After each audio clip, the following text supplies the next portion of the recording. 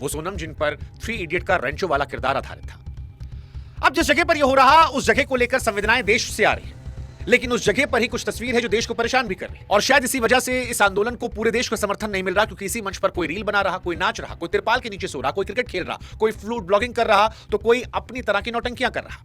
और ये हमें नहीं लग रहा, ये सोनम वांगचुक को भी लग रहा था। तभी शायद सोनम ने कहा था कि ऐसा लगता है कि पिकनिक मनाने वाले आए हैं, लोग ठूस ठूस कर खा रहे हैं, दुख होता है। आप लोग यहाँ ठूस ठूस के खाना खाते हैं, वो मुझे थोड़ा दुखद लगता है। अगर साथ देना है तो कम से कम एक दिन का अनशन करके दिखाइए।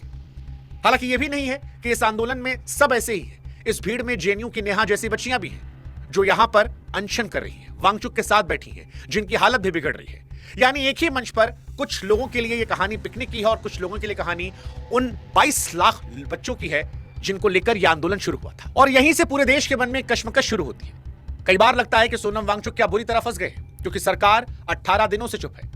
वो ना कॉकरोच जनता पार्टी के आंदोलन को समर्थन कर रही है, ना विरोध कर रही है, ना संवाद कर रही है, ना उन्हें मारने पीटने परेशान करने जा रही है।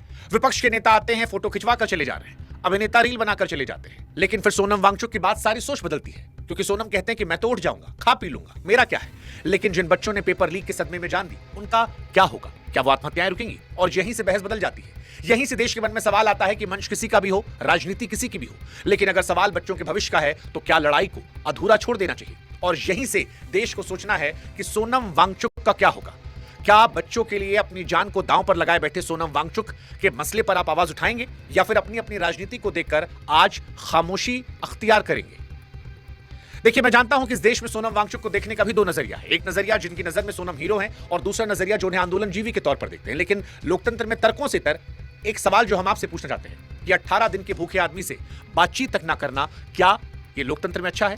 क्या वो आदमी जिसने 18, 20, 22 साल के बच्चों के लिए अपनी जान को दांव पर लगा दिया है, क्या उन बच्चों के हित में किसी भी तरीके से बात हो रही है? तो क्या देश का भी कर्तव्य नहीं बनता कि कम से कम संवाद को आगे बढ़ाया जाए? ये फुसफुसाहट पूरे देश में शुरू हो गई है। इस फुसफुसाहट के साथ वो सवाल भी कि सोनम वांगचुक बचेंगे या नहीं, क्योंकि इतिहास में दो नाम बार बार याद आते हैं। एक वो जिसकी भूख ने देश का नक्शा बदला था, दूसरा वो जिसकी मौत पर सिर्फ एक श्रद्धांजलि वाला ट्वीट आया था। सोनम किधर जाएंगे? आज पूरी कहानी सिर्फ इसी बात की है। नमस्कार, मैं हूं शुभांकर मिश्रा, और 18 दिन बीत चुके हैं सोनम वांगचुक के इस प्रदर्शन को लेकर, अनशन को लेकर। लेकिन ये कहानी सिर्फ सोनम वांगचुक की नहीं है, ये कहानी उस लोकतंत्र की भी है जहां विरोध की सबसे शांत आवाज क्या सबसे कम सुनाई पड़ती है। फैसला आप ही करेंगे, हम आपके सामने जस का तस सारा फैक्ट रख देंगे। शुरुआत करते हैं उस सवाल से जो समझना जरूरी है कि सोनम वांगचुक हीरो हैं या फिर सरकार सही है, और आगे आने वाले 5 दिनों में क्या होगा। जब अगले 5 दिन की हम बात करते हैं तो ये बता दें कि 20 जुलाई का दिन बहुत अहम रहने वाला है, क्योंकि संसद का मॉनसून सत्र शुरू होगा। उसी दिन कहा जा रहा है कि जंतर मंतर से संसद तक मार्च का ऐलान होगा।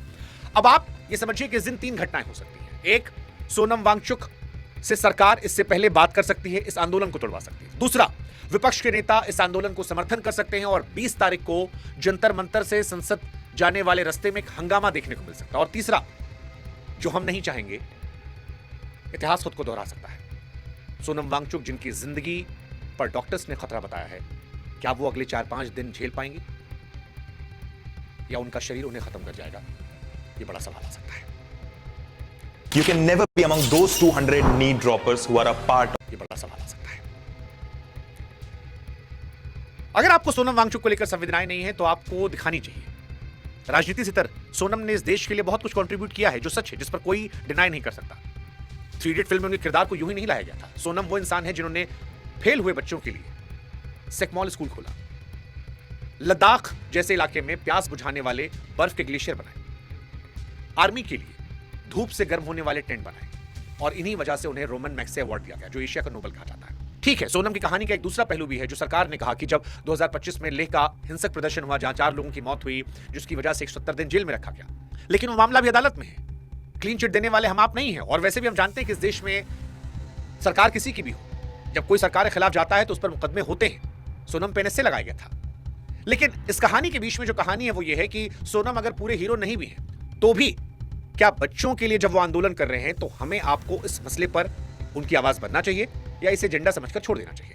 अब सवाल है कि कहानी है क्या। तो ये पूरी कहानी आती है 3 मई से।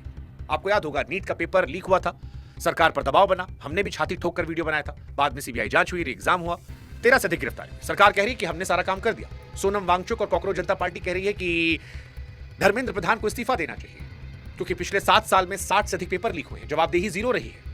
वो कह रहे हैं कि जो बच्चे जिनकी जान गई है, उनको 1 करोड़ का मुआवजा मिलना चाहिए। अब इसमें एक कहानी आती है कि अगर एग्जाम में बच्चा 5 मिनट लेट पहुंचता है तो एग्जाम से बाहर कर दिया जाता है, लेकिन अगर पेपर बाहर आ जाए तो सिर्फ टोपोलॉजी आता है। और इन्हीं विषयों को लेकर सोनम वांगचुक से 18वें दिन जब माइक लाकर पूछा गया कि सर क्या धर्मेंद्र प्रधान के इस्तीफे से वाकई में देश में सब बदल जाएगा, क्या अब नकल नहीं होगी, तो सोनम कहते हैं कम से कम शुरुआत तो होगी। शुरुआत वो कहते हैं कि जो हर मां बाप के लिए है शुरुआत, जिन्होंने चीटिंग से पेपर पास किया वो चिकित्सक अगर आपके बच्चों का इलाज करेंगे, उनके हाथों आपके बच्चे मरेंगे, तो कम से कम अब उम्मीद तो जगेगी। और इस उम्मीद को लेकर वो जंतर मंतर पर है। 20 जून से वो जंतर मंतर पर है। अब इस देश में अनशन की कहानी को भी समझना है, क्योंकि भारत में अनशन या तो जिताता है या मार देता है। और इतिहास में जाकर आप देखेंगे तो आपको 2 ऐसे उदाहरण दिखाई पड़ेंगे। साल 1952 में पोटी श्री रामुलु 58 दिनों तक भूखे रहे, बाद में मृत्यु हो गई, लेकिन उनकी मृत्यु के बाद ऐसा जनसैलाब उमड़ा कि सरकार को झुकना पड़ा। भाषा के आधार पर बना भारत का पूरा नक्शा उसी अनशन की देन है। 1974 में जेपी का आंदोलन इतना बड़ा हुआ कि इमरजेंसी लगानी पड़ी। अंत में कांग्रेस सत्ता से बाहर हुई। और अनशन ही क्यों, 2020 का किसान आंदोलन देख लीजिए, 1 साल चला। किसान संगठनों के मुताबिक सैकड़ों जाने गई, लेकिन बाद में प्रधानमंत्री को कैमरे पर आकर तीनों कानून वापस लेने पड़े। सरकारें झुकी, लेकिन तब जब जनता साथ आई। इस देश में एक और भी आंदोलन हुआ है, जीडी अग्रवाल साहब का। आईआईटी कानपुर के प्रोफेसर थे जो गंगा को बचाने के लिए 112 दिनों तक अनशन पर बैठे थे। प्रधानमंत्री को चिट्ठी पर चिट्ठी लिखते रहे, लेकिन ना प्रधानमंत्री दफ्तर से जवाब आया था। बाद में उन्होंने पानी त्यागा और आखिर में उनकी मौत हो गई। मौत के बाद एक श्रद्धांजलि ट्वीट आया। जिस गंगा एक्ट के लिए उन्होंने जान दी वो गंगा एक्ट नहीं बना। अब इन दोनों अनशन को बताने का मतलब हमारा यह था कि अनशन सफल तब होता है जब पीछे जनता खड़ी होती है। हालांकि अनशन के खिलाफ भी एक तर्क है जो भी वाजिब है कि चुनी हुई सरकार को भूख से ब्लैकमेल करना भी कौन सा लोकतंत्र है। ठीक है, मान लिया, लेकिन सवाल यह भी है कि जब 7 साल में 70 पेपर लीक हो रहे हैं, जब 13 से अधिक बच्चे पेपर के बाद जान दे रहे हो, जब हजारों लाखों बच्चे ऐसे हों जिनको आर्थिक मानसिक चोट पहुंची हो, और जब सरकारें इस बात को लेकर ईमानदारी से खेद भी न जताएं और बार बार ये चीजें दोहराती जाए और नकल परीक्षा नॉर्मल हो जाए, तो फिर जनता के पास बचता क्या है? ये सवाल बड़ा महत्वपूर्ण है। और इसी सवाल के बीच में जनता को भी समझना है कि श्री रामुलु और जेपी के पीछे जनता खड़ी थी, अग्रवाल साहब अकेले थे। यानी अनशन सरकार को नहीं झुकाता। अनशन से अगर जनता की संवेदना जुड़ती है तो सरकारें झुक जाती हैं।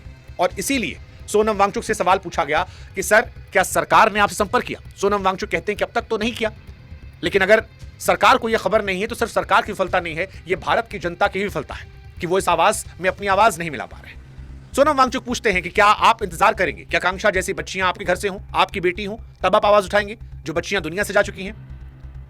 वो कहते हैं कि सरकारें इतनी असंवेदनशील नहीं हो सकती, बातचीत का रास्ता खुला रखना चाहिए। अब सोनम वांगचुक को लेकर गौर करने वाली बात यह भी है कि 16 दिन का भूखा आदमी जो सरकार ने 170 दिनों तक जेल में रखा, वो अभी भी सरकार से उम्मीद कर रहा है। इसे आप उनका भोलापन भी कह सकते हैं, इसे आप उनका बड़प्पन भी कह सकते हैं, और इसे आप उनकी मजबूरी भी कह सकते हैं, क्योंकि वो भी ये आंदोलन शायद खत्म करना चाहते हैं। क्योंकि सरकार ने जब इस आंदोलन को लेकर कुछ भी रूपरेखा तय नहीं की तो किसी कंक्लूजन पर तो निकलना पड़ेगा, और वो भी इस आंदोलन को खत्म या कम से कम समाधान के जरिए एक दिशा देना चाहते हैं।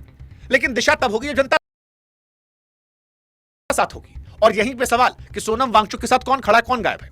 तो सोनम वांगचुक की लिस्ट अगर आप देखेंगे, 18 दिन में सरकार की तरफ से बातचीत की एक भी पहल नहीं हुई है।